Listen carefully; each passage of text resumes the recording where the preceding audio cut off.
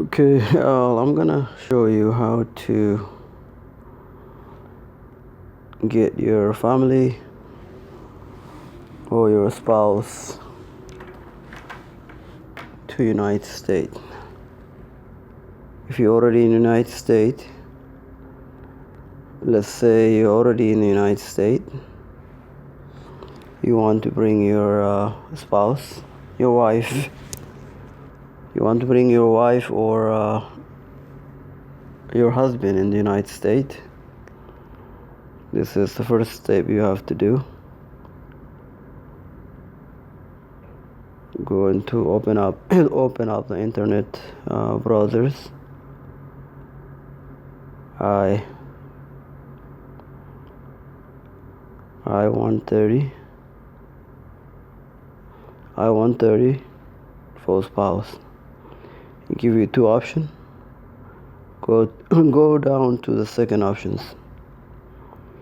This is from a United States government website. As you can see, it says U.S. Citizenship and Immigration Service. On the top, it says bring a spouse to live in the United States as permanent resident, and it says eligibility. So in order to bring your spouse just means husband or wife, to live in the United States,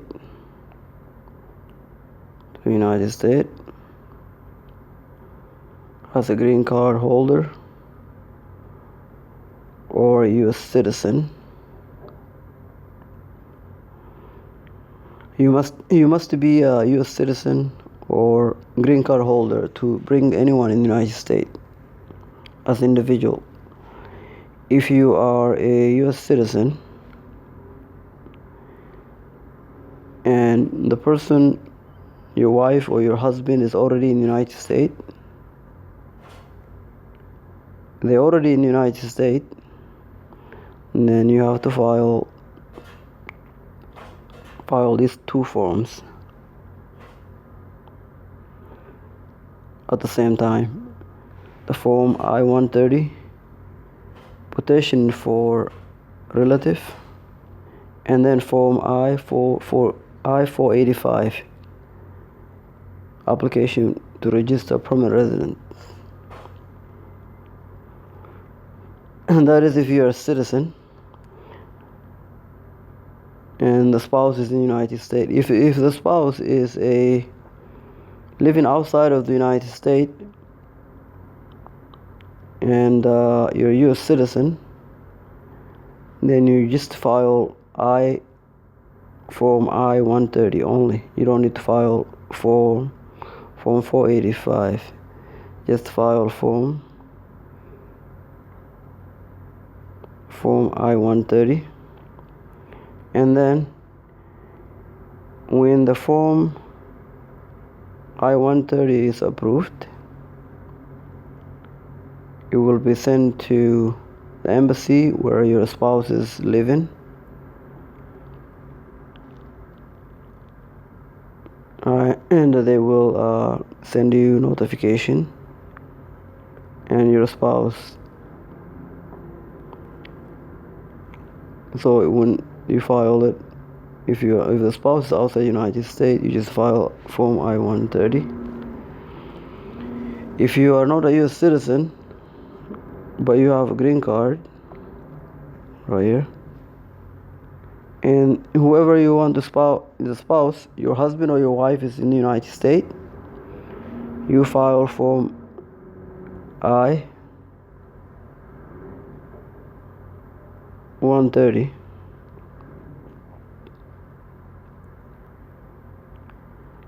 and then wait until a visa